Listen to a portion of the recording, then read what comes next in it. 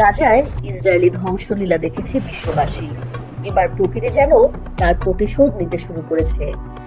Iron ডোম, David slim ও arrow 3 এই 3 স্তরের আকাশ প্রতিরক্ষা ব্যবস্থা নিয়ে অহংকারের শেষ ছিল না ইসরায়েলের।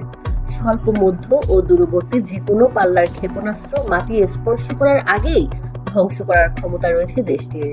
এমনই অহংকার ছিল তেল আবিবের। তবে ইসরায়েলি প্রতিরক্ষার এমন ঠুনকো গৌরব ভেঙে খান খান করে দিচ্ছে ইরানের হাইপারসনিক মিসাইল।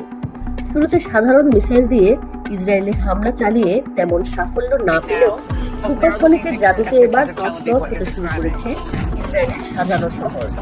শব্দের গতির চেয়ে অন্তত 5 গুণ গতিতে ছোটা ইরানের হাইপারসনিক মিসাইলগুলো রাডার কিংবা স্যাটেলাইট নির্দেশনাকে ফাঁকি দিতেও সক্ষম। শব্দের গতি যেখানে ঘন্টায় 1245 কিলোমিটার, সেখানে হাইপারসনিক মিসাইলের গতি 6174 কিলোমিটার বা তার চেয়েও বেশি, এবং যা 1000 কিলোমিটার দূরত্বে লক্ষ্যবস্তুতে মাত্র 8 থেকে 10 মিনিটে পৌঁছে যেতে পারে। মিসাইলগুলো শুধুমাত্র গতিতে না, কৃত্রিম বুদ্ধিমত্তাতেও সেরা।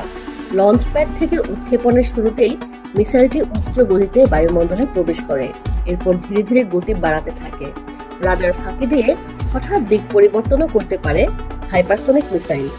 পারমাণবিক বোমা বহনেও ক্ষমতা সম্পন্ন হাইপারসনিক মিসাইল নিখুঁত আঘাত হানতে পারে লক্ষ্যবস্তুতে। হাইপারসনিকের আঘাতে ধ্বংস হয়েছে ইসরায়েলের আকাশ প্রতিরক্ষা ব্যবস্থা, এয়ারবেস, মিসাইল বাংকার, আকাশচুম্বী অট্টালিকা, সেনা সদর দপ্তর, হাসপাতাল। কোথাও নিরাপদ নয় এখন ইসরায়েলিরা।